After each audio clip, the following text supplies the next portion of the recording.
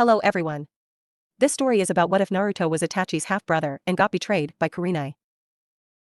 Later in the story he gets with Yugito, and he is super strong.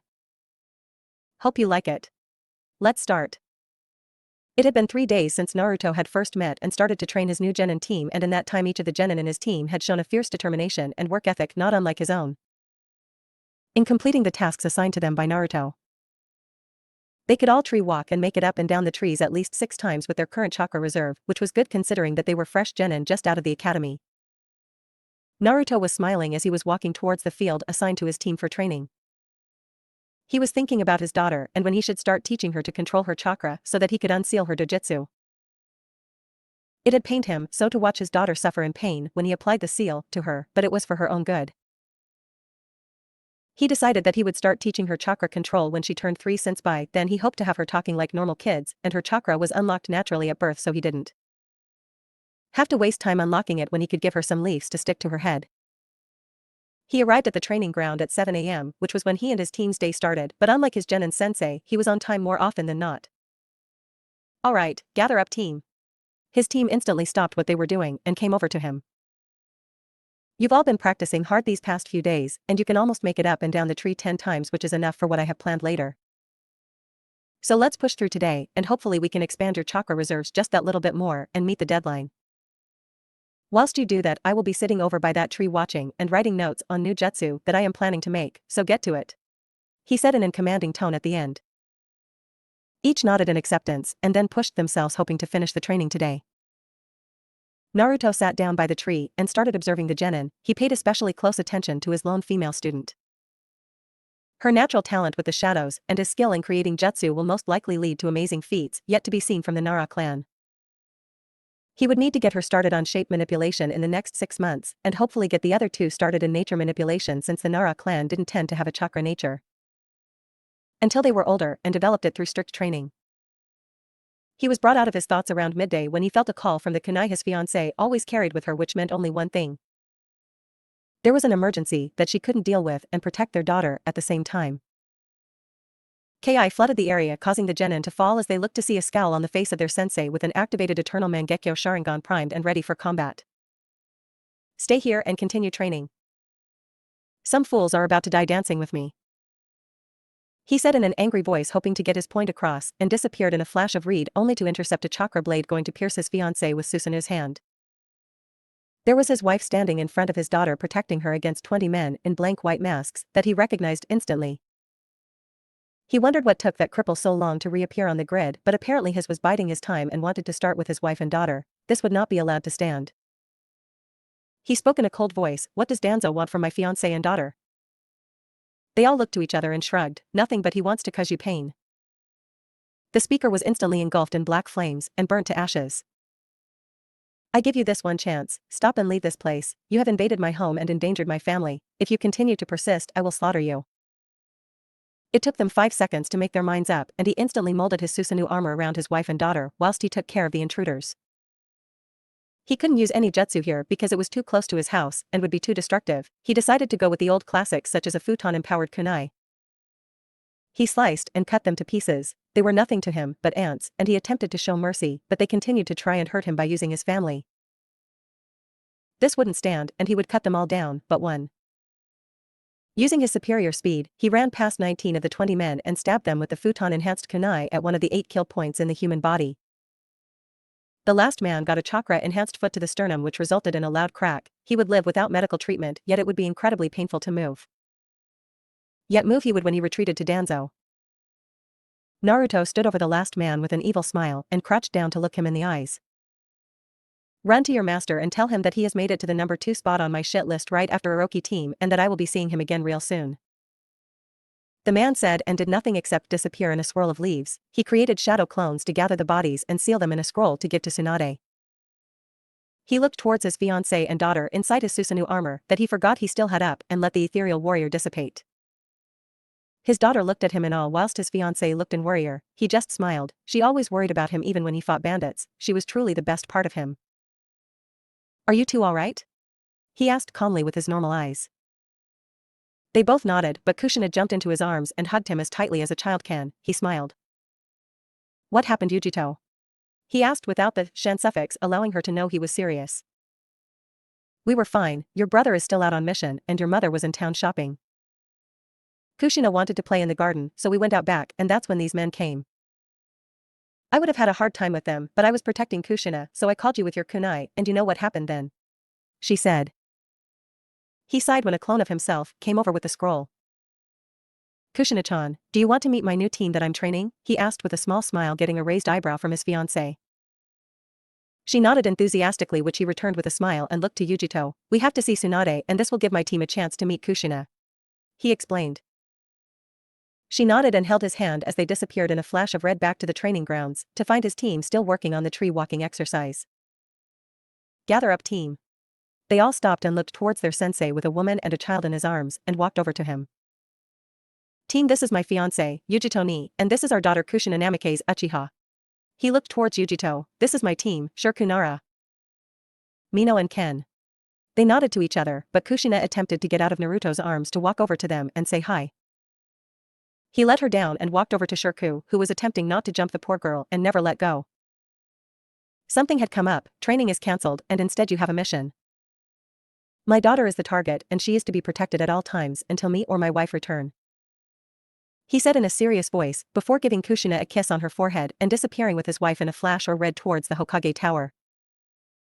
It was still rather early in the morning, so Tsunade was still asleep at her desk, with an empty sake bottle in her hands. Most ninja know not to wake her up when she is like this, but then again Naruto wasn't considered most ninja.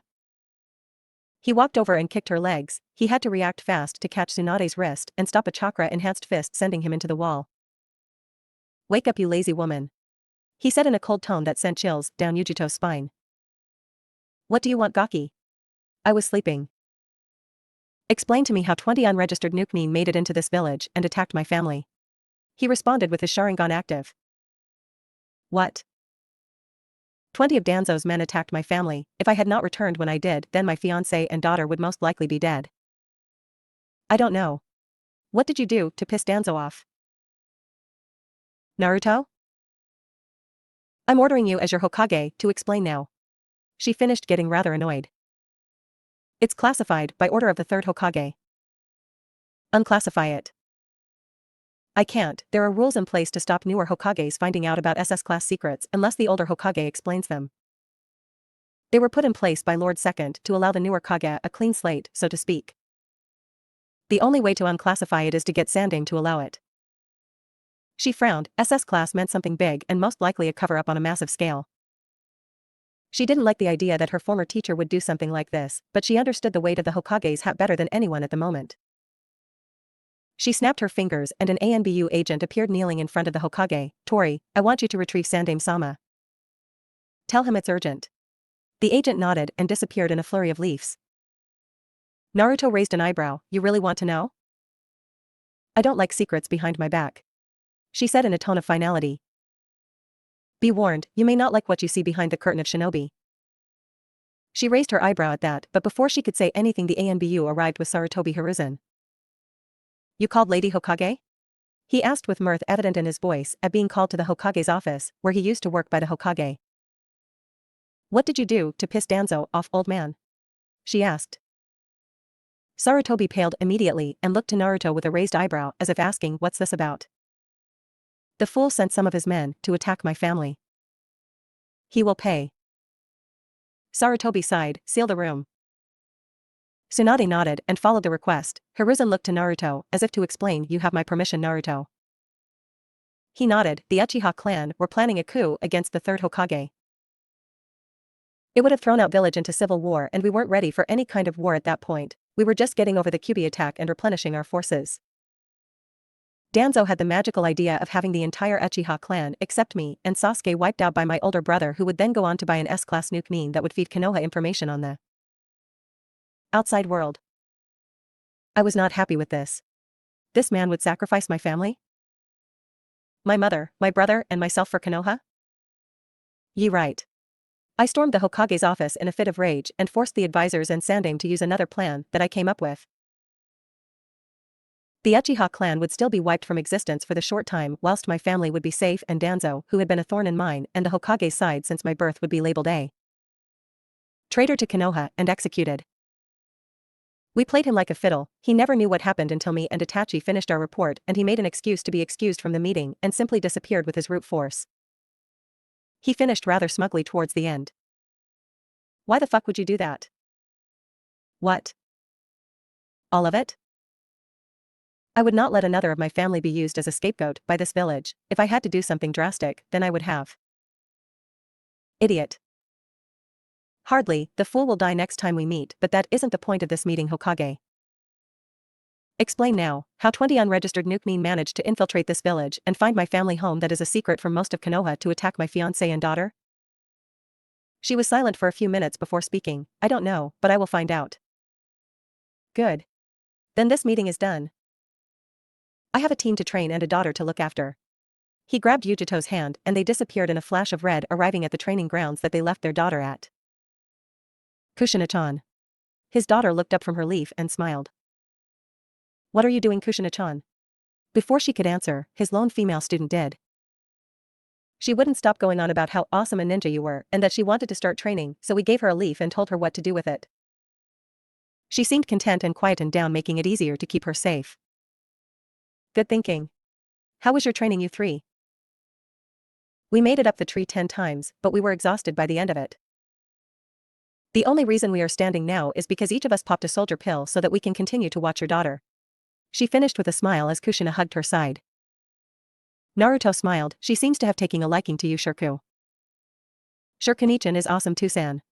Kushina explained with all of her childish exuberance that she could muster. Naruto smiled at that. He looked up at the sky and realized that it was late afternoon. His meeting with the Hokage had gone on far longer than he thought. He still needed to apply security seals around his house to stop any more intruders. The old seals must have worn out whilst he was away on his training trip. That's it for today, guys. Tomorrow we will have a day off in celebration of you guys learning tree walking and giving your quills a chance to calm down after expending so much chakra constantly. If you do any training tomorrow at all, make it physical. See you the day after tomorrow at 7 here. He said whilst he grabbed his family and disappeared in a flash of red again towards his home. The rest of the month passed relatively calmly. Naruto improved security around his compound with seals that only his team and family could bypass. He was taking no chances with his family whatsoever, and he promised himself that Danzo would die painfully in the near future. The team each got water walking down by the end of the first week, which amazed Naruto himself. He was so proud that he got a team with such a work ethic as them. They all had skills, sure, but they all worked for what they had, and he was damn proud. Then came the training from hell for the next 3 weeks for his team, as they called it. He used a seal that he was taught in case he ever had to fight another Jinchuriki called Gogyu Fuin, also known as a 5-pronged elemental seal. This seal was versatile and could be used on most things just to mess with control, and if it was used atop of an even-numbered seal, then it would most likely have the opposite effect on the user then. What the seal was originally designed for. With this seal applied, his team all felt as weak as 5-year-olds due to lack of control over their chakra pools that had grown in recent days. Naruto instructed them to go over all the jutsu they knew until they could perform them again, which was just the Academy 3 and Shunshin, which they learned in the second week. He didn't force them to redo the basic bunshin, because he himself couldn't do it still, so he felt that it was unfair. By the end of the first month, his team could water walk again with the Gogyu Fuin in place, but they had just managed to stay atop the water for the required time on the last day. It took 3 weeks working 9 hours a day on chakra control alone for this, but the results they couldn't argue with. Their chakra control shot up to high chunin, which was amazing for fresh genin and their reserves themselves. While Shirku's reserves went to low jonin due to the fact that they were already around mid chunin when she graduated. He couldn't work out for the life of him how they were so high, but he figured that they were naturally bigger, and when combined with the Nara's shadow jutsu, then they were forced to expand. His 2 civilian students were both around low mid chunin level of chakra, which was once again amazing, considering they were civilians and 1 month out of the academy. When he team shown him their abilities with the Shunshin no Jutsu, he was happy enough to give them another jutsu to learn in their own time, but decided to stay within the supplementary range of jutsu. Like the Shunshin was. He gave each of them a scroll on the Kage Shuriken no Jutsu, which could be applied to both kunai and shuriken to multiply the thrown items. It took them 2 weeks to get it down to a position where they could all make 10 clones of the weapons, whilst they were sealed still. He himself was quite happy with their progress and invited them to a celebratory dinner with his family at the end of their first month. Of course, his daughter was very excited to see them again. Another thing that happened during the month. Kushina kept practicing with the leaf like she was shown, and it was determined that although she had huge reserves for anyone her age, he control was good enough to stop activating the Sharingan on accident, so he unsealed her bloodline for her and explained the basics of the bloodline and what to do with it. She was all too happy to have a new toy to play with. Now he was outlining his students' next month of training with them groaning at the end of every sentence. He generally felt bad for his students, but he didn't want them to die when on mission, and he wasn't there to save them, so he pushed forward. Congratulations on your first month of training. As you see, I have unsealed each of you, and your chakra levels and control have improved by leaps and bounds, but what good is having jutsu and control if you can't outrun an enemy? The next month is going to be physical and muscle memory exercises. He finished whilst unsealing 3 sets of weights like his own to give to his team. These are chakra weights, each of them max out at 250 kilograms. You will wear them when you train, eat, sleep, and even when you are in the shower from now on. I've even been nice and already set the weights to 15 kilograms on the legs and 10 on the wrists for each of you. Each of his students groaned whilst he just smiled on, happy to receive the death glares from his students if it meant that they would survive the harsh realities of the ninja world. His students all put on their weights, and he gave them the morning off to get used to them before they returned for the torture that was to come. In the morning before you come here, you will run 5 laps around the village in under an hour. Your goal is to be able to do this in under half an hour by the end of the month, and every time you up your weights you will do it again until you can do it under the specified time limit. When you arrive here at 8 a.m. from now on, you will do a set of 75 push-ups, sit-ups, crunches and pull-ups. You will repeat each set of these until lunch at 1 p.m. You will have half hour for lunch, so it is recommended that you bring a bento from home or go to the ramen stand since it is so close. He produced 3 sets of fingerless gloves that had a metal plate on the back of each hand with the leaf symbol on the plate and handed them to his students. They questioned what they were and got a response that would annoy them for the near future. I wear resistance seals over my body to make it harder to move. I also have the same weights that you have in case you are wondering, but these gloves have a localized form to resistance seals on them to make it harder to move your hands. In the afternoon, you will run another 5 laps around the village, and you can take as long as required for it this time, but as you run you will be performing the 12-hand seals that you were taught in the academy, and once you have run through each of them you will do it in reverse, constantly. This will not only improve muscle memory, but it will improve your hand seal speed due to the glove seals. It is afternoon, so get to your running, he said with a smile as he sat down by the tree he usually sat and continued to write his usual entry into his journal. As he did this, he had time to ponder his dreams for the last few weeks, and that was what he based his thoughts off of for this entry. Entry journal. The nightmares are getting worse. I'm starting to see my death every couple of nights now, and it scares me to think that if these dreams were to come true, then in the near future I will have to leave my fiancé and daughter alone in this world. I hope that they don't come to pass, but at least if they do, then I can count on my family to protect family. In these dreams I stand atop Gamabunta, with his brothers Gamaken and Gamahiro beside me. Fukasaku and Shima are on my shoulders, and I am in sage mode, standing before a massive army. I see shinobi from different countries looking at me with hate and scorn, but I do not care, my eyes are set on the strongest of them. I recognize a few of them as Orochimaru, Anoki the great fence-sitter, and A the Raikage. We continue to speak until I am forced to attack. The dream gets blurry from there, but near the end of the day as the sun is setting, all that remains on the field that I stained red with the blood of my enemies is just over 1,000 men. All of whom are trying to kill me. I am exhausted by this point in time, and all that is left of the Kage is A, however, he is missing an arm and is severely exhausted just as I. He smiles and says a few words, before catching me by surprise and punching me across the sea of corpses, where I can't move. I have nothing left at this point, the toads were all gone, exhausted by battle, and I face a shinobi's greatest moment, their death. But before I see what happens next, I awaken in a cold sweat, shivering at the thought of leaving my family. In my youth I courted adventure and battle to test my strength so that one day I might be strong enough to protect my family, but now I just want to live peacefully. Too much damage has already been done by my hands, and I fear that there is not enough time left in my life to make it right. End entry. He put his pen down and looked at the sun setting. He never got to see the small things like this anymore, he was always too busy with his family. He enjoyed the peace that he was haunted by just for this moment. By the end of the month, his team was in peak physical shape for someone their age. It also didn't help that he abused his medical seals like hell so that his team could race through the lower level weights to truly benefit from them. He commanded them to keep the weights on even at the end of the month.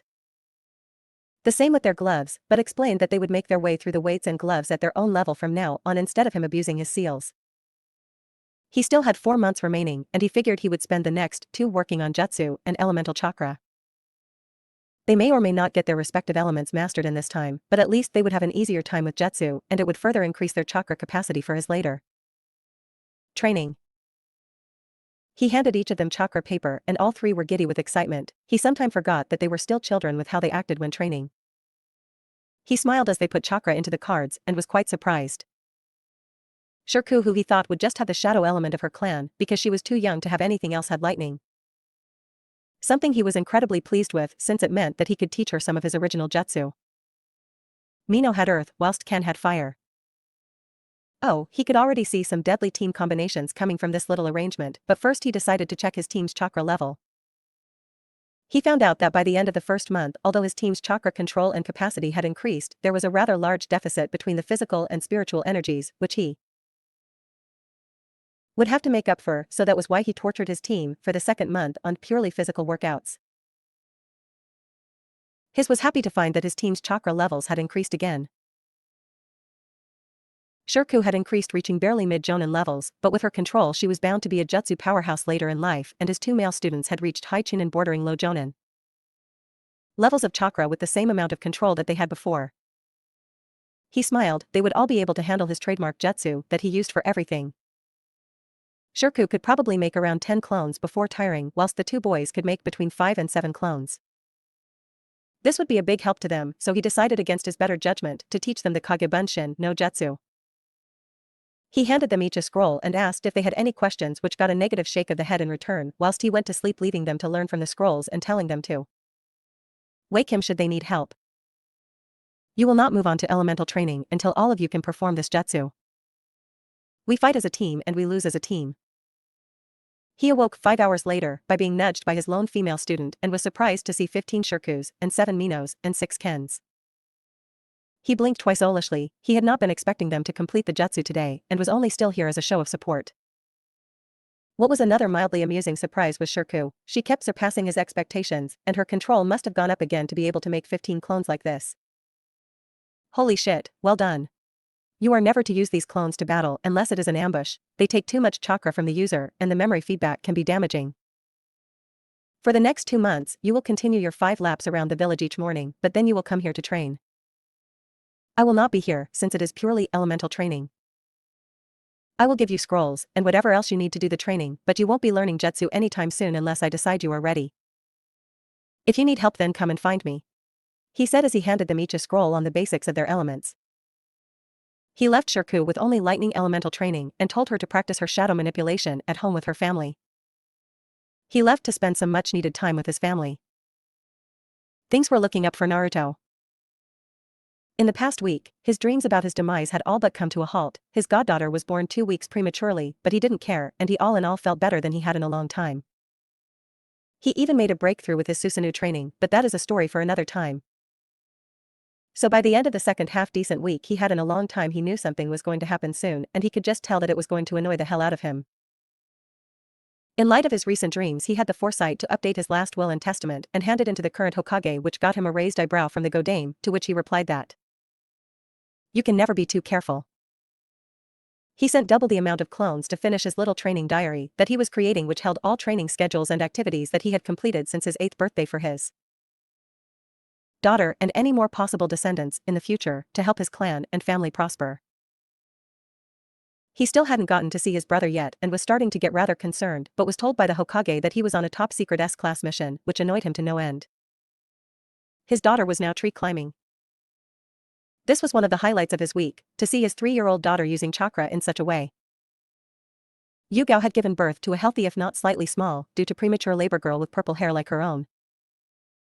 It was still too early to tell if she had which features from either parent, and the child was forced to stay in hospital until she grew enough to breathe on her own. Naruto was so happy for the couple that he even added them to his will, which they didn't know, but he gave them a house on the outskirts of Konoha that he had brought upon his return and sealed with several security seals so that they could live peacefully with their daughter, and he even made sure that it had extra rooms and space to expand for their possibly growing family. Naruto was walking towards the training grounds to start his teams on their taijutsu practice with his style. He was looking forward to watching them squirm as they tried to learn his style of fighting when all of a sudden he disappeared in a poof of smoke. He opened his eyes and regained his bearings to see his senjutsu teachers in front of him smiling at him.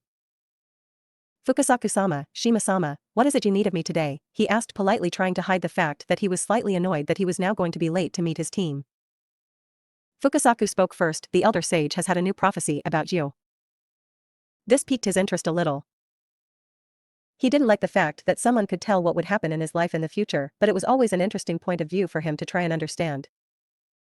As they walked calmly across the home of the Toads, or in the Toads' case they jumped, Naruto asked, "Any idea what this new prophecy is?" "None, the old Toad is being extremely tight-lipped and is very serious," Shima replied. This response did not fill Naruto with much confidence. He had met the old Toad once or twice before, especially when he came here with Yugito when she was pregnant, and the old Toad prophesied that his daughter was destined for greatness, which did make him happy but sad at the same time. After all, greatness rarely came without sadness right behind it. He knew that better than most. They soon reached a rather large cave entrance in the side of the mountain, which is where the elder Toad lived and relaxed whilst fulfilling his duty to the Gama clan.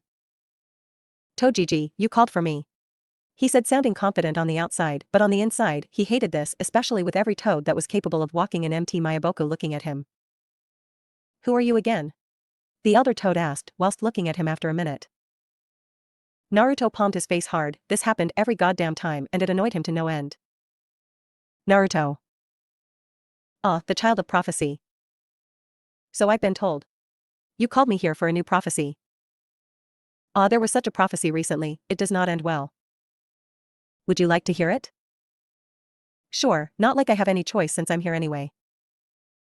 The elder's eyes glazed over like he was in a genjutsu, and he sat up straighter than he was before, speaking in a deadly serious voice. "The child of prophecy's time is almost at an end.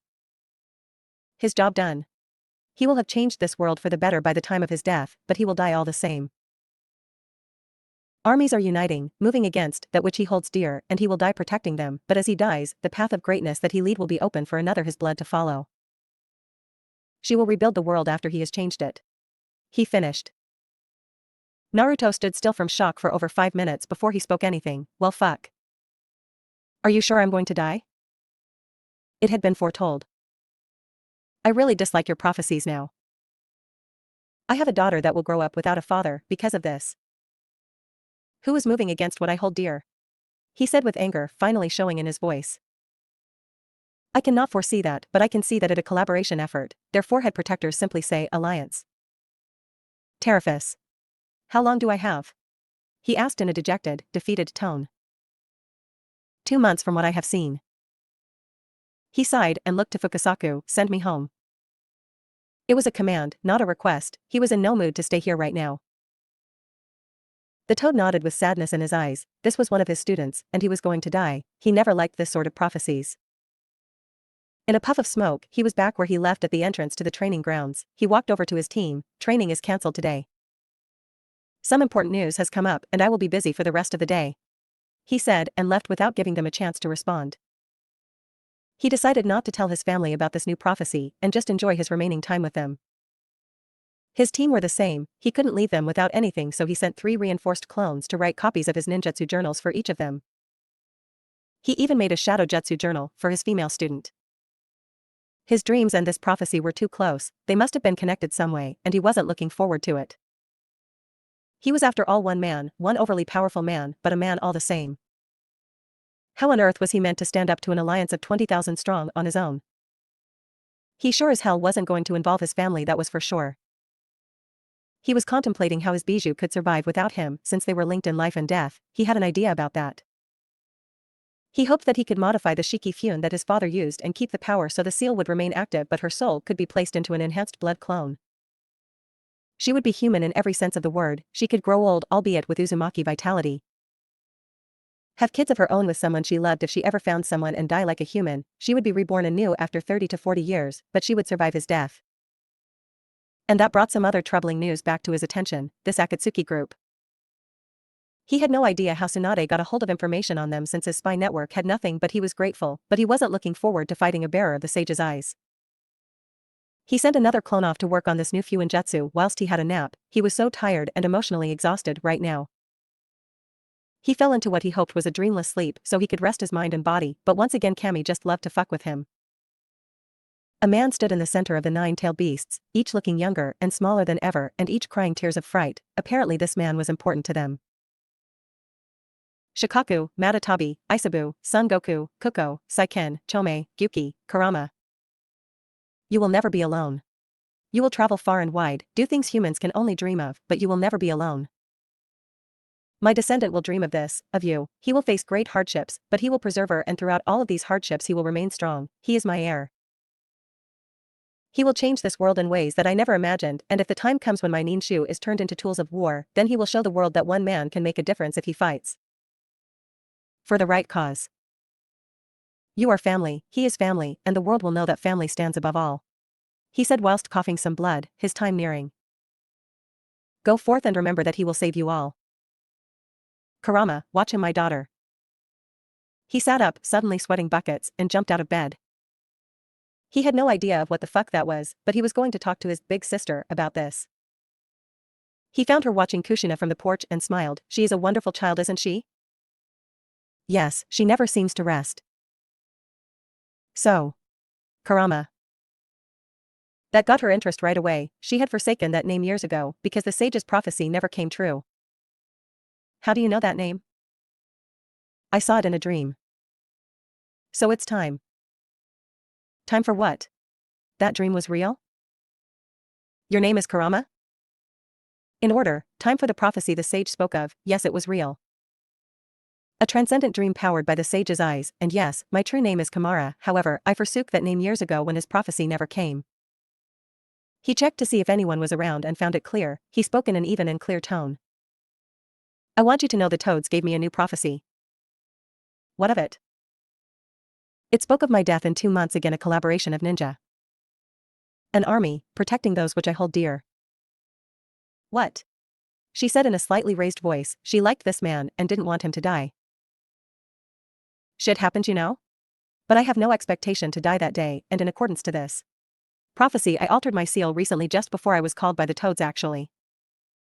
I was having nightmares about me dying, and if that happened then you would die as well, and I needed someone I trust to protect my family should the worst happen, so I changed the seal. You will live life as a human until your next death, and it should take you twice as long to be reborn in demon form, thus giving the world time to forget you, and when you are reborn a chance at a new life. She said nothing, she was too surprised at what he had done for her. To her. He walked past her calmly, the calm of the man who knows what will happen in his life, the calm of a man who has accepted his death in the imminent future. Time skipped 2 weeks. 2 weeks had passed since the day he spoken with the now known Kurama. He spoke with the toad's blacksmith so that they can make him some armor reminiscent of a time long past. Blood red metal plates like Hashirama Senju and Madara Uchiha's armor. The only difference was the fact that he had the kanji for oil printed onto its chest plate. He asked the toads to hold onto it for him and decided that he would make the most of his time remaining with his family. Itachi still hadn't returned home from his mission, and he was beginning to get anxious for his big brother, but he believed that if he needed the help then he would call. The most important thing that happened in the last 2 weeks was simply he got married to his beautiful wife Yugito Uchiha Namikaze. It was a small ceremony. He had promised her that they could marry again in a big ceremony at a later date, but he had insisted that they marry as soon as possible. She didn't understand why, but she trusted him, and they were married that evening at sunset atop the Hokage monument with the Sandaime Hokage providing over the ceremony. The paperwork was done and officially, they were married. No one knew, not even his mother. His reason for this was simple. If he were to die then the custody of his child would go to Yugito, which was fine, but if the elders suddenly grew a backbone and had her killed with some underhanded tactics then the custody of his daughter would go to the state, and with the state it would go to the elders, who would use her as a weapon. Now that she was brought into his family, if she died it would go to either his mother or brother. Both he trusted with his life, and both were too powerful to be assassinated, unlike Yugito, whose chakra network was still recovering from him holding the Nibi's seal during their daughter's birth. Her chakra network should have been healed recently, but it was still too early to rely on for their daughter's protection. His thought process was disturbed by an ANBU appearing before him in the kneeling position, like, for all clan heads. Naruto-sama, your presence is required by the Hokage. He finished and bowed his head, before disappearing in a swirl of leaves. And so it begins. He thought. He never talked to the Hokage much anymore, because he was technically signed off on parental duties and her calling him was far too close to the date of his death for his comfort. Something had to start the war, and he presumed it would be whatever she wanted him for. He sighed and flickered in a flash of red to the Hokage's tower. He walked past the secretary since he was requested by the Hokage and ignored her protests before walking into the Hokage's office and noticed her grim look. "Naruto, follow me to the council chambers, please," she said without any of her usual defiance that sounded in her voice when she spoke. He nodded and simply followed. Arriving at the council chambers, he found the full council in session, even the elders and civilians were here and seated. He walked over to his seat and sat beside Hayashi Hyuga, giving the man a brief nod. The Hokage soon spoke. "Counselors, I have called you here today to say that we have received a letter from Kumogakure." She paused and noticed the discomfort on the faces of both Naruto and Hayashi. She understood about Hayashi but didn't understand Naruto. A 5 Kage summit had been called by Kumo in the Land of Iron. Naruto just sighed in resignation, going unnoticed by all but Shikaku. The civilians in the room burst out speaking, wondering what this was about and why now. The shinobi in the room just wondered why the civilians were even here to begin with, and Naruto had his eyes closed. Eventually, they quietened down enough for Shikaku to ask what reason have they called the summit for. The return of a missing nin Yugito ni. Naruto's eyes snapped open as he flared his eternal Mangekyo Sharingan in anger. Before anyone could speak, Naruto raised his hand to silence all protests. "I'm sorry, I don't know a Yugito ni. Last week I married a Yugito Uchiha Namikaze. If that helps," he said, providing the documentation for the rest of the council to read and therefore stopping any attempts by the civilians and elders to hand her over to stop war. War was going to happen one way or another. He looked directly at Tsunade this time. "I will be accompanying you to the summit since it's my family they want." He spoke with finality, getting a nod from the woman. It made sense after all. A stupid civilian counselor spoke up. "Please, Naruto-sama. You have to understand this is war we are looking at if they don't get her back in." He stopped when he felt a massive ki coming from Naruto aimed directly at him. "Know your place, civilian." He spat the last word venomously before tripling his ki levels to unregistered levels and making the civilian temporarily stop breathing before passing out. "My wife and daughter will remain here, in Konoha by my side. If Kumo want a war, then they will find out just how dangerous I can be when pushed. I will search for them, I will hunt them, and I will destroy them. Last thing to say before I go, I formally hand in the paperwork to adopt Yugao Yuzuki and Heiate Geku into the Namikaze clan. Should I die, Yugao will take over as Namikaze clan head until my child is either of age or mentality to lead." He finished standing up. "I will meet you at the gate in 2 hours, Lady Tsunade," he said before flashing home. His mother, daughter and wife were at the hot springs apparently, so he left a note and grabbed his gear before leaving to meet Tsunade at the gate. 1 month since this war started, 1 month since I attended the 5 Kage summit, since my family was involved. We are alone in this. No one is going to save us, and most of us haven't the strength to save ourselves. I do, but I must wait whilst my comrades die. I wait for the time when I shall show the world true power. Iwa, Kumo, Oto, and several minor villages stand against us, and we are losing ground fast. Soon it can't involve itself in a war where they know they will lose and have abandoned us to our devices, our deaths. The enemy seem to be gearing up for something big, and I know it will be the end of me. Men that are being killed on the battlefield turn out to be clones. Some new type of shadow clone that can take several hits and cost less chakra to make. It worries me who could make a technique such as this, but I know it was that snake. It is about time I go to my death. 2 months is almost up and I've trained the most possible. I've even started to reuse my old gravity and restriction seals, not to mention a new seal for chakra control that I made just before the summit that recycles wasted chakra into my coils, expanding them even further than they are already and messing with my chakra flow. I am now proud to say that I have as much chakra as the Nibi, who I am sure to face in the upcoming battle. After all, she was stolen by Kumo before me and Yugito got together. It was pure luck that I saved her. All my students have had this seal for half a month before they were sent to the front lines and are quickly becoming well known in the Leaf. Apparently my hellish training has prepared them enough to survive. Each are known as prodigies now and are being assigned tougher missions that Jonin tend to do alone. I am so proud. My beloved wife sends me worried glances every morning, like she somehow knows it will soon be my last, and I am so terribly sorry for the pain that I will cause her. The nightmares come more frequently now that I know I am going to die. It makes so little sense. This is my last entry to my diary. Only my blood can open it, so if you, my daughter, find this one day and read upon my many failures as a human and an adult, know one thing. I have only ever done one thing right in my life and you are it. I love you and will be waiting for you. Love, Naruto Uchiha Namikaze. Naruto placed his diary on the bedside cabinet whilst locking it with the normal seals. He had finished cataloging every training regiment, jutsu and training equipment almost a month ago, and the only technique he had made since then was his last.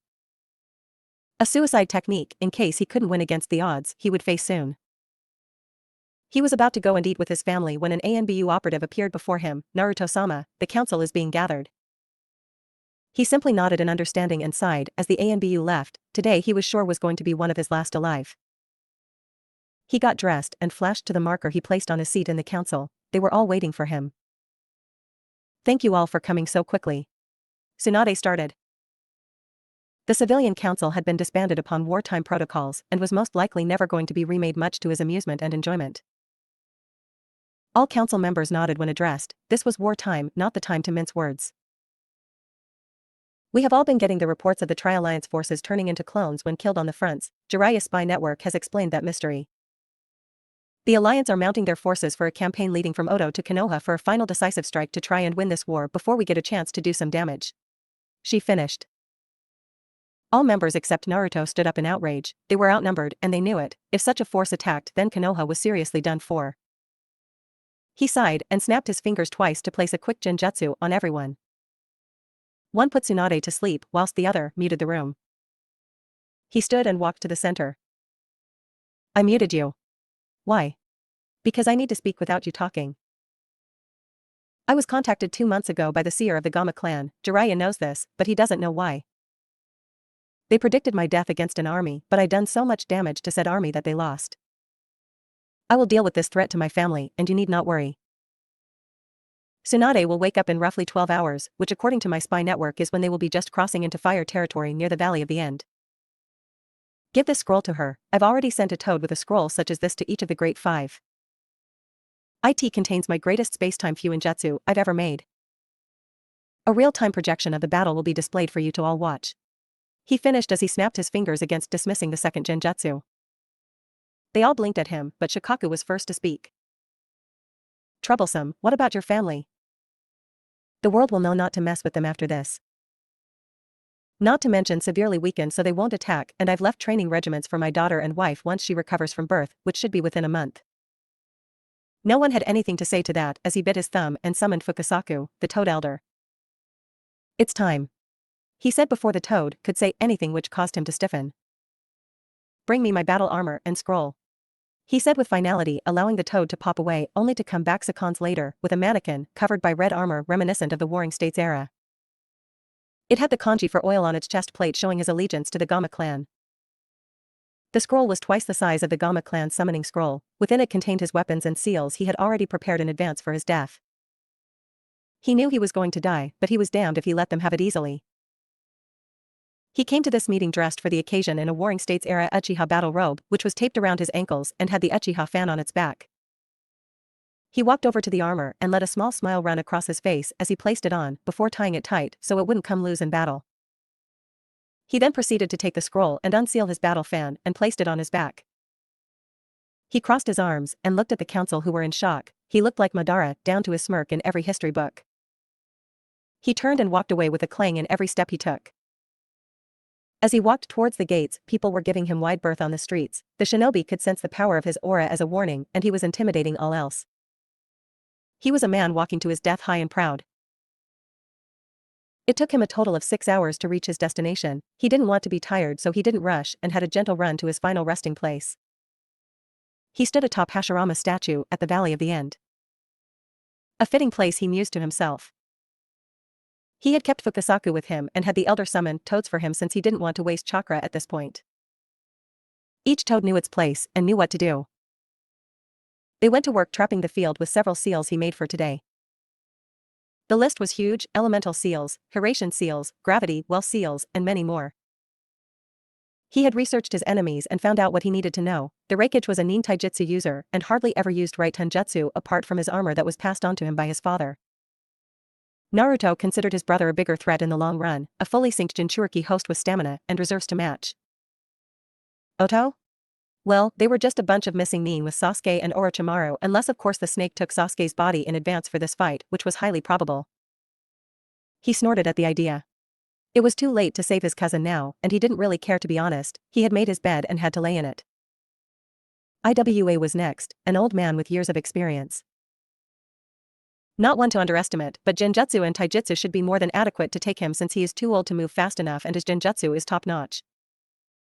He sat down and waited for his toads to apply all the seals. He felt every single Hiraishin seal on the field, behind Madara's statue. Each had a piece of his chakra in. The ground started shaking all too soon. He thought it was an earthquake for a minute, but then he realized that it was the army he was to stand against, the largest gathered in history. He nodded to Fukasaku, who proceeded to summon the big three, who were all clad in iron armor, for war, and Shima. Both elders sat atop his shoulders. Gamakichi was unfortunately not allowed to wage war with them, since he was the Gama clan's heir. He waited and waited. 20 minutes later he stood in front of a much more deadly army than the prophecy suggested. He laughed inwardly. It was like Kami was trying to kill him for having ideas of ignoring this. Standing to the front were the Kage of their respective villages. What he noticed though was that the Mizukage and Kazakage were both in attendance. He snorted out loud. Those fools had just damned their villages. Something caught his eye though, his brother standing opposite him wearing a black cloak with red clouds. He felt slightly hurt at this. He locked eyes with him and placed him in a genjutsu he knew his brother couldn't break. So this is where you have been. Neither said a word for several minutes. Explain to me, brother, now, before I make Ka-san lose a son. He said with an edge to his tone. Tsunade sent me to infiltrate a criminal organization that were hunting the bijou. Fool, when the fighting starts, leave this place at once. You are not needed on this battlefield, brother. This got a wide-eyed reaction from Itachi, which was saying a lot, considering who he was. Eventually, he nodded in return and smiled at his brother. The genjutsu faded and he stared out at the amassed army. What is this? Suna betrayed us again. I will have to make sure that the pit stain of a village is wiped off the map. I see 4 Kage and 1, 2, 3. 10 S-ranked nuke mean in front of me. Oh, Sasuke is here too, and Kabuto, but where is Orochimaru team? Why standing right here, Naruto-ku and Kakuku? He laughed heavily. So Sasuke finally sold his soul.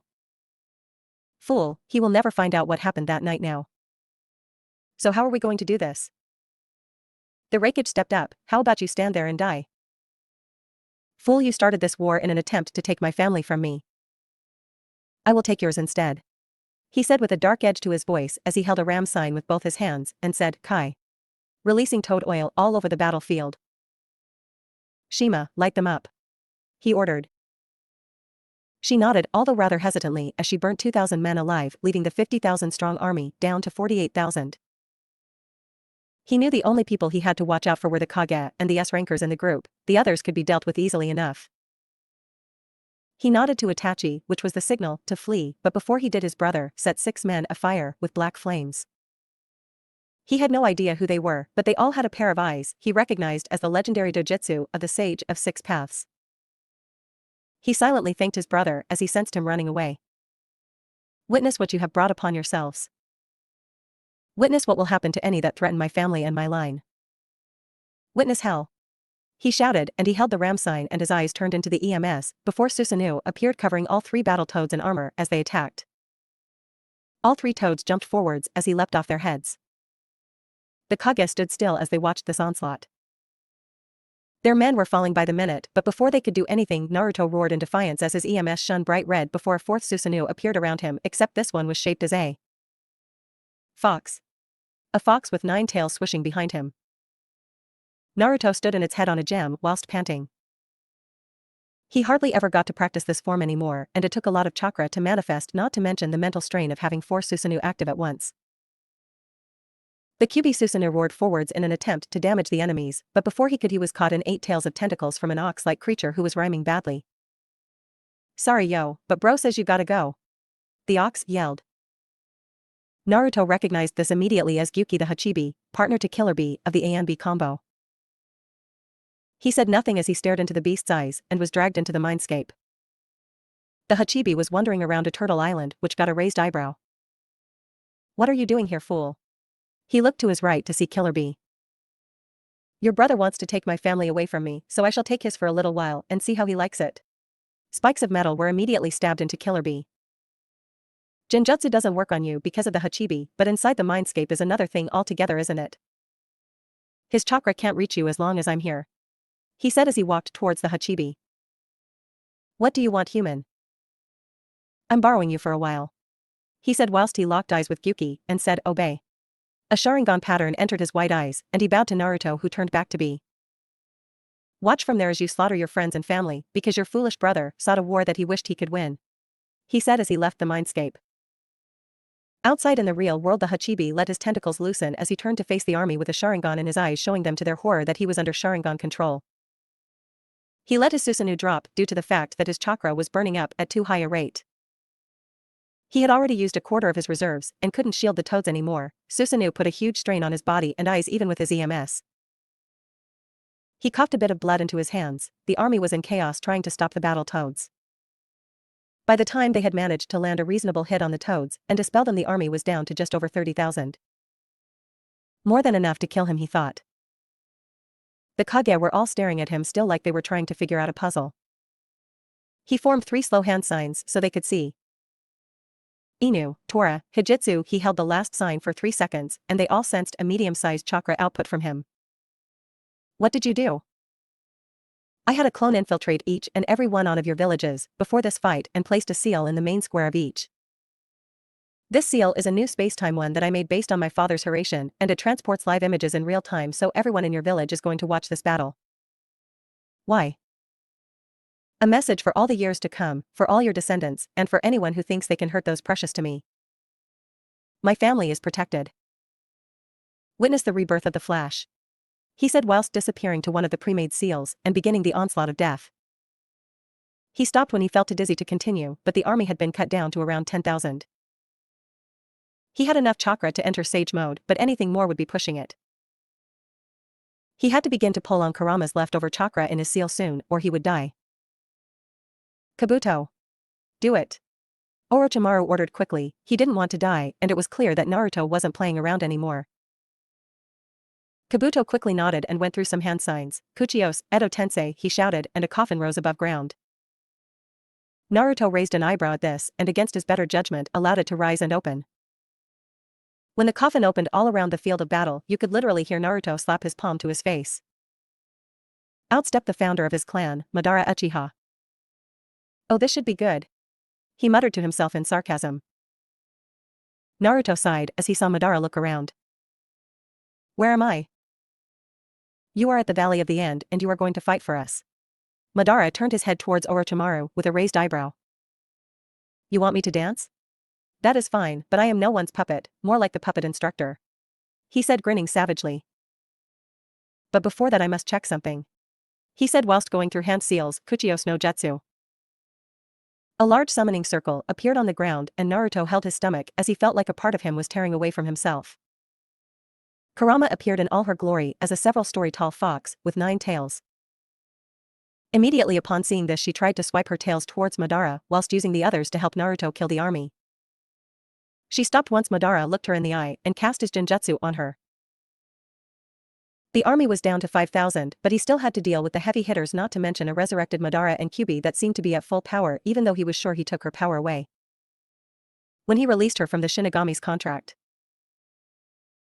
He could feel his battle lust growing at the sight in front of him. His lust for battle had been tamed and severely decreased upon becoming a father, which he was grateful for. He looked up towards Madara, who was staring back at him impassively like he was no threat. Want to dance? Madara perked up immediately upon hearing his catch line being used by another and grinned. He could tell this person was strong. He activated his EMS and said, yes, why yes I do, what is your name? Naruto activated his own EMS while releasing the same grin as Madara. Naruto Uchiha Namikaze, he said, grinning like a loon.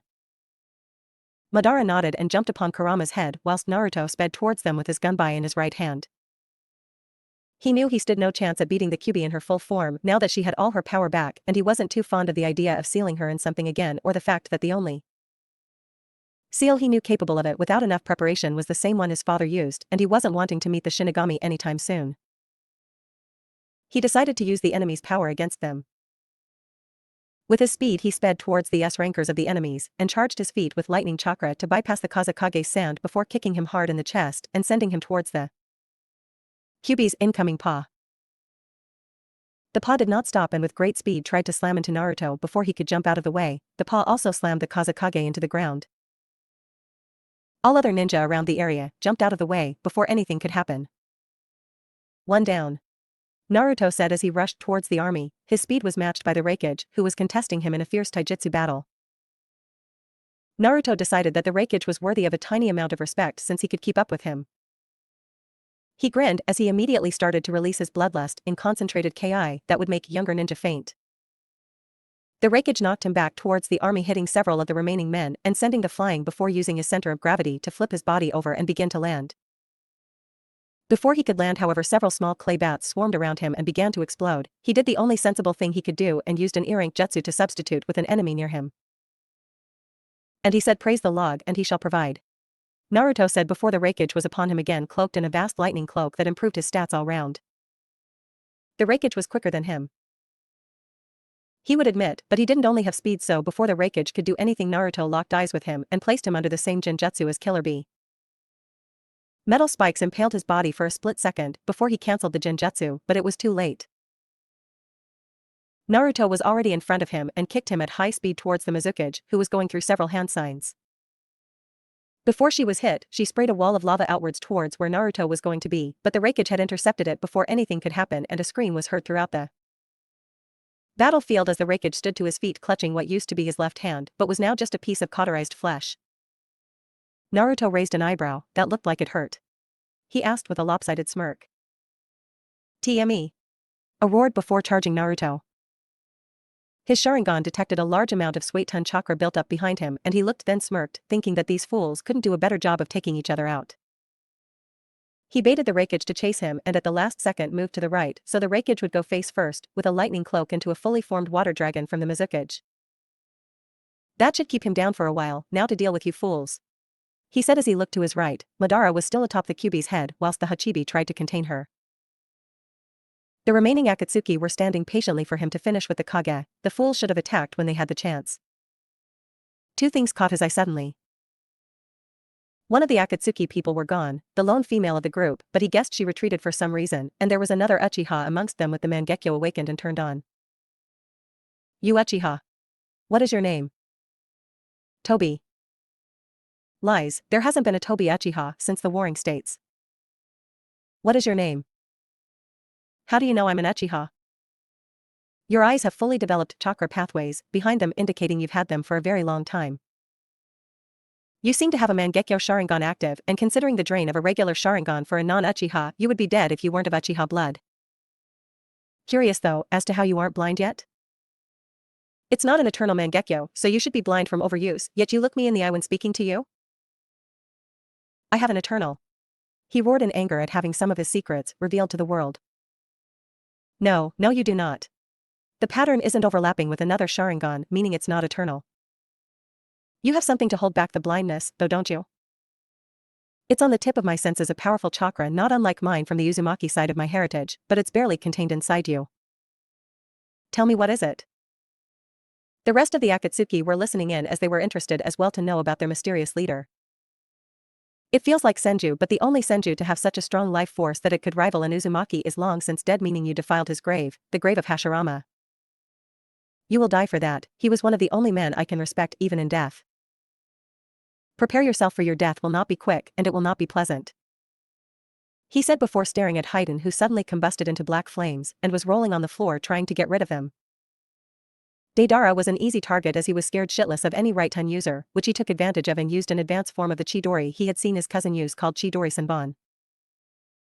Hundreds of Senbon needles made out of right-ton chakra pierced the clay constructs, making them explode prematurely. The unlucky part was when several of the needles pierced his clay that had already been charged with his chakra ahead of battle to conserve his own and exploded, ending the life of Deidara the Mad Bomber. Before he could congratulate himself, mentally, he saw a white box surround himself and cursed. He vanished in a flash like his father before him and appeared beside a pre-made marker that was behind the Mizukage, who was currently going through several hand seals, and sliced her neck quickly, proving to all those watching just why he was a Kage-level shinobi to be feared. He was completely ignoring the 2,000 men left from the original army that were just staring at the fight in fascination. After all, it wasn't often that you could watch most of the S-ranked criminals and Kages of the world fighting one person who was S to SS rank themselves. Naruto was starting to breath a bit heavier now. The use of hydration and his speed were taking a toll on his already drained stamina and body, but he wouldn't give up. Kisame and Sasori were next on his hit list. He was saving the Uchiha for last, and he didn't want him dying too soon. He rushed towards Sasori, having read about him in the bingo books of old and new. Both said he used poison Senbon needles that were nigh impossible to cure unless you were Tsunade. He needed that poison for the next part of his plan. Unfortunately, it was impossible to find unless Sasori gave it willingly or he gave you one of his coded weapons. As expected, the human puppet fired a volley of Senbon needles towards him, hoping to either stop or redirect his advance and give him time to take out some puppets from scrolls. Naruto had no intention of giving him the time he wanted and ran at speeds that shinobi were envious of with a blue ball in his hand and smashed it into the puppet, aiming hopefully somewhere for the chest on the puppet that was inside, since he knew now thanks to Itachi what this abomination was. What no one saw was Naruto taking 10 of the Senbon needles from his weapons cache before storing them away in his own cache. He had used a lot of chakra already, and he was down to about half, and that included the remaining chakra from his old tenant, which he was using to bolster and strengthen his muscles so his body didn't collapse from lack of stamina. He couldn't stop, because he was afraid that once he did he would fall and lose. Naruto had watched Sasori use the chakra strings with his Sharingan, and as the puppet underneath flew away at breakneck speeds, he attached a thick but durable line of chakra to the chest piece in the puppet before pulling it towards him with a firm pull and threw a kunai towards the oncoming chest piece. Panting even harder now, he flipped over a slash at his legs from Kisame and threw all 10 Senbon needles at his back, hoping that Samahata wouldn't be able to flush the poison anytime soon. He was happy when all 10 hit, but disappointed when Kisame dropped Samahata and fell to the floor either dead or unconscious. He didn't check. These were the S-class criminals that all nations were so afraid of? What had happened to the world to become so weak? The Tsuchikage tried again to fire a dust-release jutsu at Naruto whilst he wasn't paying attention, but paid the price for it when his back cramped and he screamed in a startled surprise before Naruto ended his life with a wind-enhanced kunai. The Akatsuki were falling quickly and fast. Tobi was all that remained, and it seemed that this Zetsu creature his brother spoke of disappeared like the wind, but before he could attack the rogue Uchiha, Orochimaru in Sasuke's body appeared. Orochimaru, he hissed, is my cousin still in there? Oh yes, he's watching right now and listening. Let him know I tried to reason with him before, but he was too stuck on revenge against a soon-to-be dead man. Danzo has left the battlefield once I started killing the Akatsuki and left his men to the slaughter, but if he wants revenge for what happened that night, then I will show him what happened since I was there. He locked eyes with Orochimaru and he found himself tied to a cross in a genjutsu world. Watch what happened that night before I kill you. Orochimaru and Sasuke both watched Naruto and Itachi exterminate the clan and the events leading up to it and the aftermath for 72 hours. Both were drained mentally because of the time frame that the genjutsu lasted for. In the real world they stopped moving, except Naruto sliced Sasuke's throat and mumbled apologies mother. He turned his eyes towards the rogue Uchiha who stood smirking. Little Uchiha, you don't seem to be S-ranked from what I have seen of you. From my brother's information on your little group, the only weapon you have is your little Kamui trick from your Mangekyo, and being a Mangekyo user myself, I know something that powerful has downsides. Such as the strain on the eyes and body. I bet you haven't even unlocked the third power yet, have you? Your taijutsu must be bad since you haven't fought in a long time, and your ninjutsu will be quite good considering you are an Uchiha by birth, same as the genjutsu, but I wonder if we reach an impasse. Such as this, what will happen if I lock space-time ninjutsu from our fight? This got a bead of sweat rolling down the man's temple behind the mask. He was hoping he didn't know how to do that, because it would be bad. Before he could think further, Naruto was flashing through several hand seals that were unidentifiable to him. Behold the limit of my inheritance from the Uzumaki clan. He shouted as large black kanji appeared in the air, making a dome around them. The real reason Uzumaki were feared was not their kenjutsu but their fuins. They had a style that the main house of Uzumaki could use and create seals in the air and manifest chakra-like constructs. I am the last Uzumaki, and I doubt my children will inherit my Uzumaki chakra or skills beyond any average shinobi. Prepare yourself, for I want to see how you dance without your little tricks. He said and charged at the man. It soon became apparent that what Naruto said about the Uchiha was true. His taijutsu whilst mid-jonin level was nothing compared to his, and the few ninjutsu he used were fire-related because he never bothered to learn anything else. Arrogance. He did manage to capture Naruto in a genjutsu for about half a second, which saved his head but earned him a nasty cut to the mask, slicing the bottom half of it off. Naruto was surprised. This man didn't seem the genjutsu type like other Uchiha, but he grinned like a madman as he smashed through it and attacked. Eventually, the rogue Uchiha was on the floor panting and about to get killed when Naruto turned to get a sucker punch to the face, sending him about 200 meters back and rolled several times. The unexpected attack made him lose concentration on the seal that was quickly draining his chakra, and the Uchiha disappeared in his little space-time ninjutsu to fight another day. Naruto grunted as he got up. The top half of his armor served him well, but it was torn off by the fighting, leaving him shirtless. He looked up to see the wreckage. "You're up earlier than I thought." They heard a boom and looked over to see Killer Bee being transformed back into his human state with multiple cuts and bruises on his body, with his right arm hanging by a thread of bone and skin. "You want your brother to survive?" I nodded. "Take him and leave. I have no time for you anymore, but next time listen to your brother when he warns you against something, you pig-headed fool, or I will wipe Kumo from the map. As it stands now, Kumo is now one of the weakest of the Great Five due to me slaughtering your armies all day." He finished with a wicked grin that sent a shiver down the Raikage's spine. The Raikage nodded and took his brother away, quickly leaving 2,000 men, Naruto, Madara, and Kyuubi in her full form. "It's almost time now," he muttered, hoping his family would forgive him. He was running on empty as it was, and now he wasn't sure if he had the strength to survive this battle. He had done much more damage than the prophecy originally stated and faced much worse odds, but knowing his family would be safe after this was a great load off his back. He looked over at Madara atop the Bijuu's head and growled. He didn't like that he considered Kurama family and let he be controlled. "You dance well, Naruto," Madara said with a true smile and using his name to show his respect for the man before him. "I dare say that had I been alive you would have killed me once we fought, but that's one of the perks of being dead, isn't it? I can't die again." "I'll take that as a compliment," Naruto said before Madara charged him for the first time. They began a fierce battle of taijutsu that could be called Kage level, but as soon as it started it slowed, showing how tired Naruto was. It wasn't long before Madara had the lead. What he didn't know was that Naruto wasn't fighting for the win, but rather a change to land an open palm to the chest, which he got soon enough and said, "Contract seal."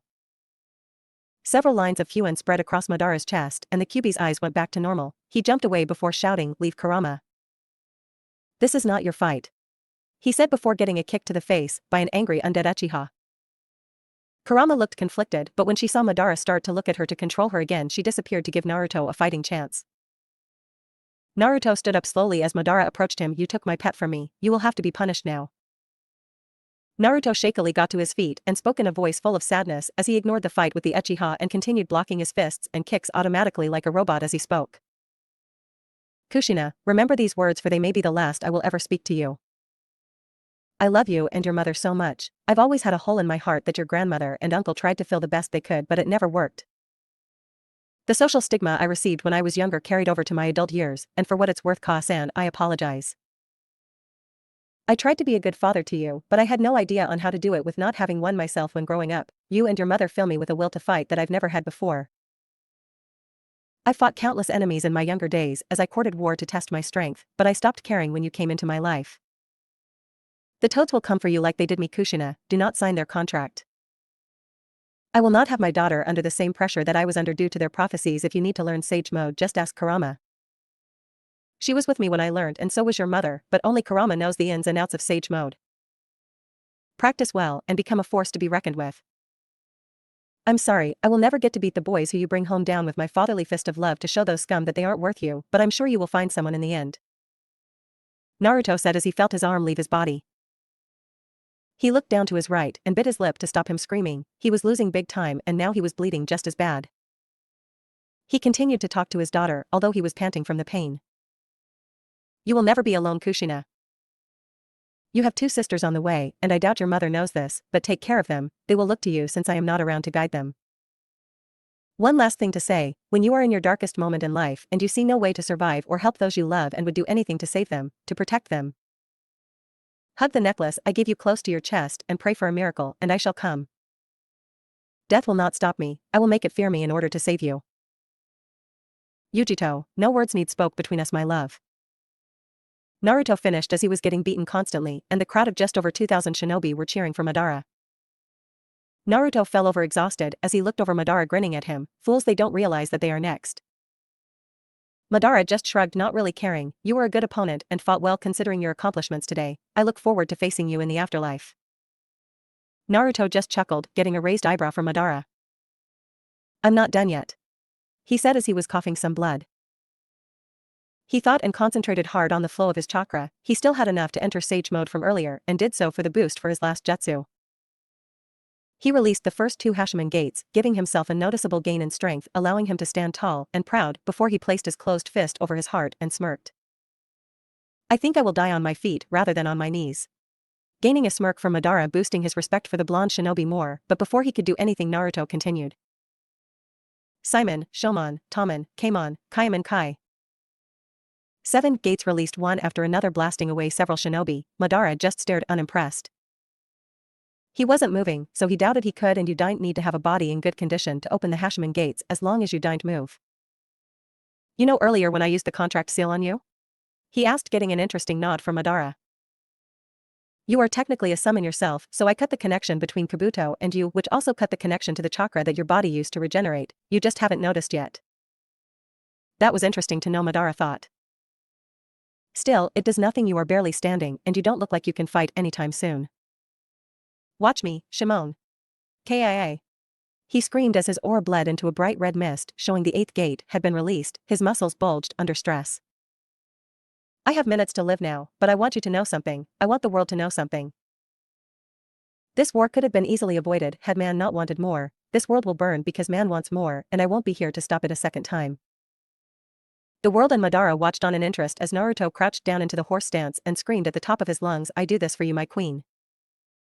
He shouted, obviously referring to Yugito. A dome of energy spread out miles upon mile until it stopped 50 miles from Naruto's current position and faded, leaving nothing but a crater in the ground and countless bodies. Madara had been disintegrated and Naruto stood panting as he slowly closed his eyes. I'll be waiting, he said softly, falling to the ground.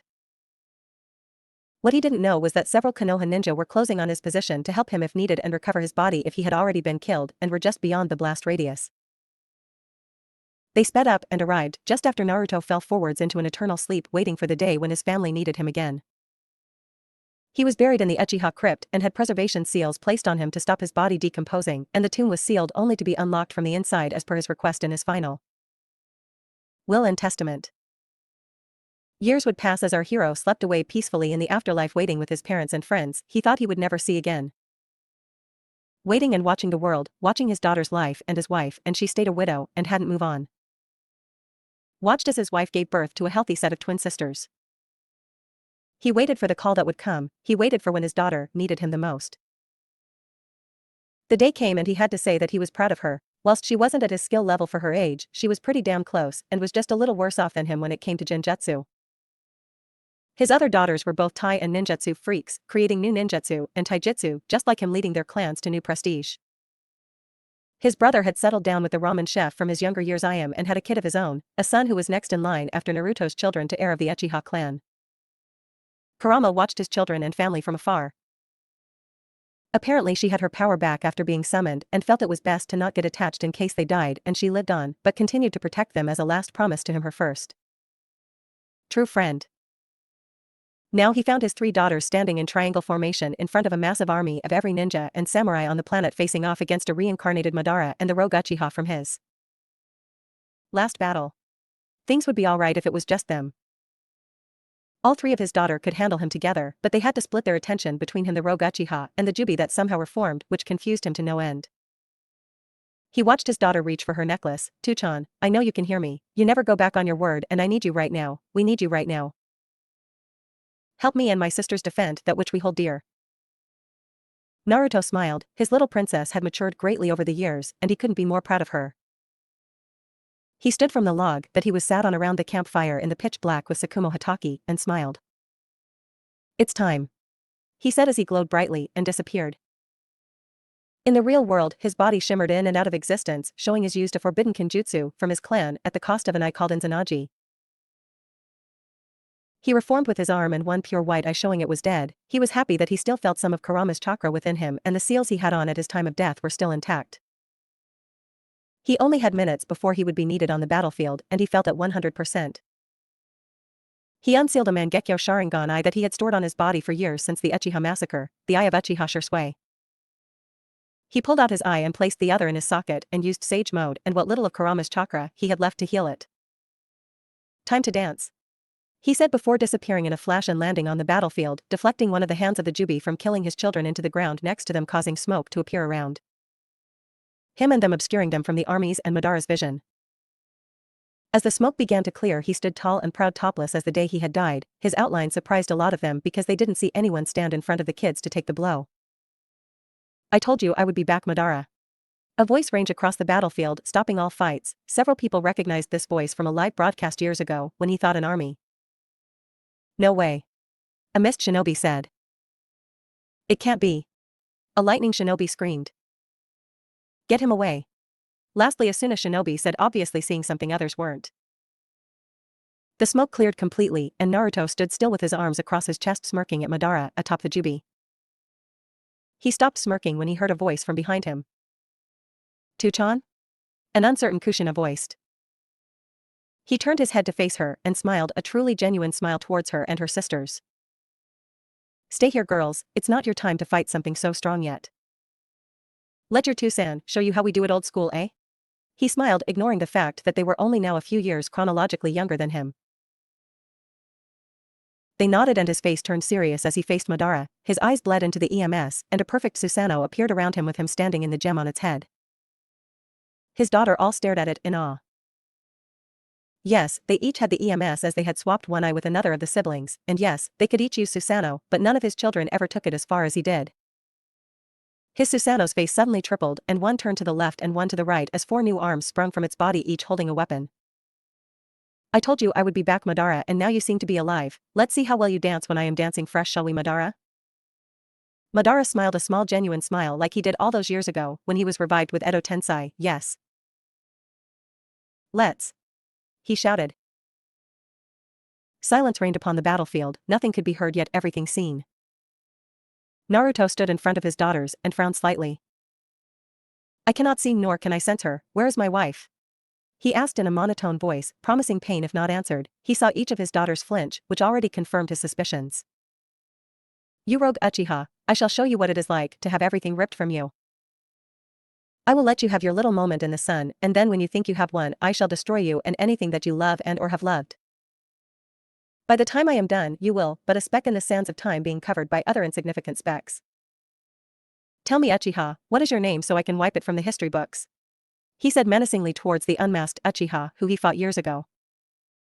Unfazed by such a string of comments, even though he had lost to the man years ago after he defeated an army, he replied, Obito Uchiha. Naruto perked up at the name. Oh, the little runt of the Uchiha clan, from my father's genin team. I can see your life forming before my very eyes, Uchiha runt. Kakashi always followed your little motto, meaning something happened to change his viewpoint, and I'm guessing it was something drastic, such as your teammate's death. She was a kunoichi, wasn't she? Rin Noara, if my mind isn't failing me. So let me take a stab in the dark here. You get crushed by rocks. Kakashi tries and failed to protect your female teammate whom you have a crush on like a little fanboy. You go nuts and my wife ends up dead because of it? Is that the gist of it? He asked in a deathly calm voice as most of the ninja flinch at his voice. Don't think I've forgotten about you, Madara-chan. You obviously had a hand in setting the stage for this dance competition, and because of it you will pay just as much as your comrade. Azuna Uchiha was your brother's name, wasn't it, Madara? How would you like to meet him again? I've always wondered who was the better Uchiha between the two of you, since we obviously decided I was the better between us two last time. He ran through several hand signs before clapping his hands together in a prayer stance. Kuchios no Jutsu, Edo Tensei. He proclaimed, loudly, getting coughing sounds from most of the ninja since they were fighting Edo Tenseis all day and night. 2 coffins rose from the ground and out came a woman and a man. Ladies and gentlemen, allow me to welcome back to the land of living Uchiha Azuna and Rin Noara. He shouted loudly and full of menace. Kushina looked on in shock. She didn't know her father knew this jutsu or the fact that he could be so angry at one point in time. The amount of Ki he radiated was enough to put several of the lower-class ninja into a coma just by being in his presence. Izuna, why don't you reunite with your moronic brother, and Rin, you will come with me to see your old friend Obito. He said finally. Both nodded, not being in full control of their senses. Rin followed Naruto as he ran towards Obito, who just stood in shock at seeing Rin again. I want you to know that this could have been avoided had you listened to my warning years ago. I died to stop man wanting more and to protect my family, and then you come along and revive this monster. He said as he placed his hand onto Rin's shoulder and smiled sadly. You, my dear, are going to be a casualty of war once again, I'm afraid, except this time I will be sure you are sealed into the Reaper's stomach for all eternity, but don't worry. Obito will soon follow you. This seal is special Uchiha Runt. All damage you do to anyone in its range is transmitted via the seal, and the outcome is a double treatment of the pain that the person suffers, be it physical or emotional. She is at the moment suffering twice the pain I have since my wife is killed, not to mention the pain she is receiving from you. Oh look, she is crying. He said with a small smirk, as it was proven to be true, she was gushing tears and trying to fight back sobs that would escape. Did you know that the Six Realm Sage was actually an Uzumaki? He had a third child that was a daughter to carry on his line, whilst the sons formed their own. The Rinnegan eyes he held were said to be able to create anything from nothing, even breathing life into the bijou. The eyes were cheats to a very advanced technique that he passed down through the Uzumaki main branch house, i.e. his family. None since have been able to learn it, but I am Naruto fucking Uchiha bitch, and I break all the predictions, and this isn't going to stop my goal. No, by the day's end you and Madara are both going to die, and the bijou shall be back in their original bodies, but this time I shall make them disappear from the human world. They hold too much power, and yet it is wrong to seal them against their wills, maybe a personal pocket dimension that will never collapse? Maybe another continent? Or even just a mountain range surrounded by space/time seals, to not allow trespassers, he mused out loud as the entire ninja world just got mind-fucked. His daughter watched their father, one was feeling nostalgia form again at seeing her father for the first time in years, whilst the other two were feeling giddy to know their male parent. Say bye-bye to Rin no Obito-chan? He asked politely as he pierced the girl through the heart with what appeared to be Kakashi's Chidori technique, just to piss Obito off more. The body fell apart into ashes, and a spectral image of Rin ascending somewhere was seen. Well, that was until a spectral image of the Shinigami came and ate her in front of Obito. Obito seemed to go into shock at seeing his one-time love interest devoured by the Shinigami, and fell to his knees. What to do with you now, Uchiha Runt? You are hardly a match for me, and my daughters will kill you easily enough. Growl, I want more revenge against you, but I've already taken everything you held dear, so I'm just going to kill you. He said as Obito's neck was slashed open. Everyone cringed, they had been trying to kill that guy for ages, and Naruto comes in and does it in 10 minutes. Naruto jumped out of the way all of a sudden as a hand shot at him from the tail of the jubi. He looked towards it and growled in annoyance. I left Kurama on her own and she was absorbed into you. Because of this I feel partially responsible for you being an issue. Not to mention the fact that I left the world's armies in such a pitiful state that I'm surprised the Alliance has an army to fight you with. He spoke to the jubi, looking at it unafraid. He slammed his hands into the floor as hundreds upon hundreds of chains emerged for several few Injutsu kanji. They all wrapped around the jubi as his movement came to a halt. A noticeable sweat was seen upon Naruto's brow after his current action, and his was panting quite a bit. You are just a beast. He said, looking it in the eye. You are nothing more than an unimportant pawn waiting to be moved onto the checkboard by these blessed eyes, and yet you are so much more at the same time. Allow me to restore your humanity. He said as he held the Hijitsu hand sign. The chains seemed to suck Yuki and transform it into chakra and nature chakra using Naruto as a conduit. Uzumaki Hijitsu, Kuchiyos no Jutsu, Bijou, he shouted at the top of his voice as the jubi seemed to shrink in size and 9 new bodies came into view. Madara saw this and tried to intervene, but his brother was his equal before death and thus put up a bloody good fight. Shikaku, Matatabi, Isabu, Son Goku, Kuko, Saiken, Chome, Gyuki, Kurama. I call you forth, come, show this fool the futility of his plans. He said as his daughter stood behind him in awe of his power. 9 figures came into existence, and their fists met in a bump directly above Naruto as he placed his fist against theirs. Isn't this the one we've been waiting for? The one Father foresaw? I told you he would come. Father never lies. It's good to see you again, Naruto-kun. Were just some of the opinions voiced. Matatabi, come forth. A giant flame cat with 2 tails walked forwards and bowed submissively. Who killed Yugito, your last host and my wife? He asked calmly. A pair of Akatsuki called Haiden and Kakazu. She was still weak from birthing your twin daughters and her chakra network wasn't fully recovered from her first birth either.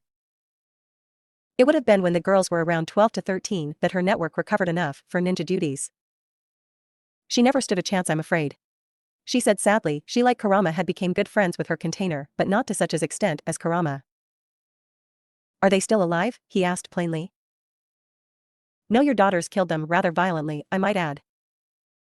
They all have traces of Kurama and my chakra in their system since they were birthed from 2 of our Jinhariki. She said, sounding rather proud of that fact.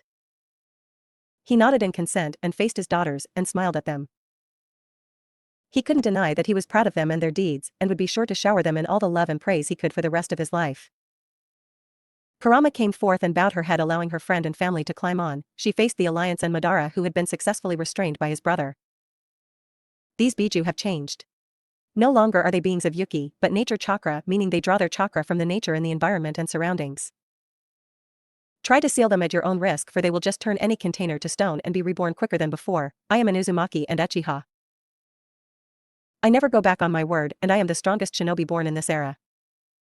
This era is mine, and I declare peace throughout. I dare you to try and stop me, because I will annihilate you and your family and your family's family. Be warned. He turned to face the husk that was once the Jubi, and now the Geto Mezu statue once more. He couldn't for all of his power seal it inside a new moon or the current moon like the 6 realm sage, and there was a chance that one day it would be summoned once more, which could be a real pain. He could lock it into a personal dimension and then have it collapse on itself, causing it to disappear from existence, never to be seen again, but he rather liked the idea of having a memento of the moment he owned the Uchiha Runt and Madara-chan. If he wanted to stop the Geto reforming into the Jubi sometime in the future, he would need to stop any chakra usage around it. An idea hit him. He slammed his hands into the ground as the statue raised high above them on a stone pillar, black markings set around it. Sensor seals, elemental seals, gravity well seals to stop fools using chakra to climb the peak, and finally chakra absorption seals of both the nature and pure variety. Should some fool get to the impossible task of the Geto Mezu statue now and attempt to seal the Biju, the chakra would be redirected into nature chakra and sent out into the air, where the Biju would eventually reform. The perfect punishment: give the enemies means, opportunity and motive, but not give them chance to do any sort of evil plan. He grinned and had the Biju go their separate ways, promising not to destroy villages. Kurama obviously stayed with him and his family, and he would have to use the Kinfu Injutsu again to turn her into a temporary human like before. Maybe she could help fill the hole for his children as a mother role, since he couldn't revive Yugito. He was going to miss her, and he was sure as hell going to have some sort of mental breakdown later once he was alone with his daughters and Kurama. But for now, he looked forward to seeing his children and spending all the time in the world with them and beating off boys with sticks for thinking that they could touch his pure daughters. He grinned. Life was bad at the moment, but it was getting better and would eventually be good. Thanks for watching. Comment down below, like, share, and subscribe. Go watch some of the other fics uploaded. See ya.